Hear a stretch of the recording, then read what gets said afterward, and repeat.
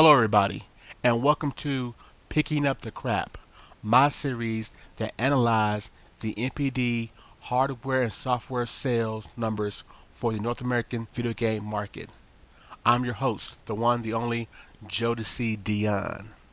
On the hardware side, the only exact numbers we have are for the Xbox 360, which, according to the NPD, was the best selling hardware in North America in the month of April, selling 130,000 systems in the month of April. With no exact numbers, we do have a suggested slot for the other home consoles. The Xbox 360 was number 1, the PS3 was number 2, the Nintendo Wii was number 3, and the Wii U was number 4 in the month of April. Here are your top 10 pieces of software for the month of April 2013. Once again, we don't have exact numbers of software sold, so I'll just list them in order of top 10 ranking. Number 1, Injustice God Amongst Us. Number 2, Dead Island Riptide. Number 3, Bioshock Infinite. Number 4, Call of Duty Black Ops 2. Number 5, Defiance. Number 6, Luigi's Mansion Dark Moon. Number 7, NBA 2K13. Number 8, Skylanders Giants. Number 9, Lego City Undercover The Chase Begins. Number 10, MLB 13 The Show. It's now time for our Going Public segment where I look at in detail big stories of the industry or the numbers a little closely. Since I'm doing it by myself this week, I'm going to look at the numbers, the projection numbers from the NPD this month.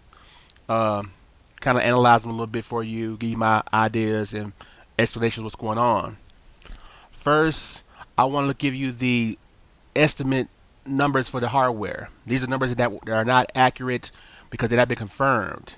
They're just guesstimations by people from NeoGAF who have talked to certain people in the industry who have numbers but are not willing to give the numbers exactly out. According to the estimates, the PS3 came in at number 2, selling about 100,000 systems in April, with the Nintendo Wii selling 45,000 systems in April, and the Wii U selling around 39,000 systems in April. Then you throw in the 3DS selling 114,000 systems in April, and the Vita selling around 15,000 systems in April. While overall these numbers are depressing, you have to remember April starts the very drastic decline that the industry usually goes through overall.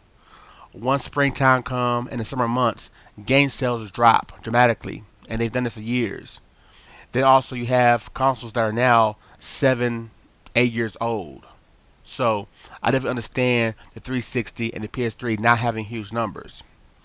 And definitely the Wii, which has been pretty much dead on the market for 2 years now, with no content coming for it. Now, this doesn't excuse the Wii U, the 3DS, and the Vita, who are the new fresh pups on the market, who should be seeing at least above average sales because they're new. But as you can see, industry wise, in the North American market, people are not buying the Wii U, people are not buying the Vita, and people are buying the 3DS, but nowhere near the same level they bought the predecessor, the DS.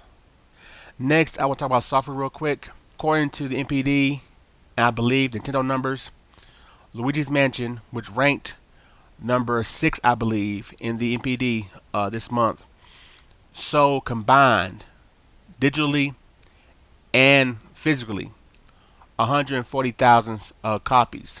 Now, I know the NPD doesn't cover digital sales, and I'm correct, and so that gives you an idea of how much it sold, at least physically. Definitely, when you look at the rank it had a number 6 rank. So anything below that, so below 100,000, you can assume, and anything above that, so definitely more than 100,000.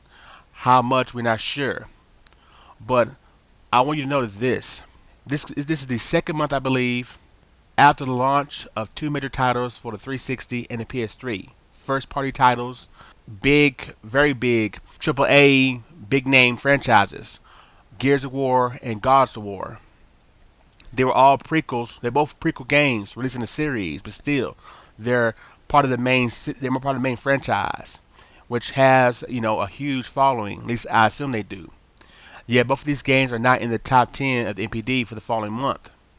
And we do know that they definitely sold below 500,000 in their launch month. So looking at that, you can definitely see that though both games are, they're not meeting expectations.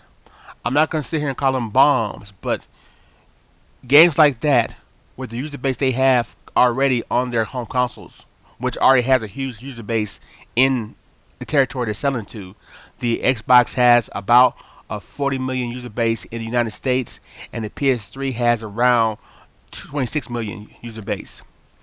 If you can't hit 1 million copies in North American market within 2 months, your game is not selling, and it's not selling well at all. So once again, we have the discussion that the industry, as it's been doing for a while now, is just drying up.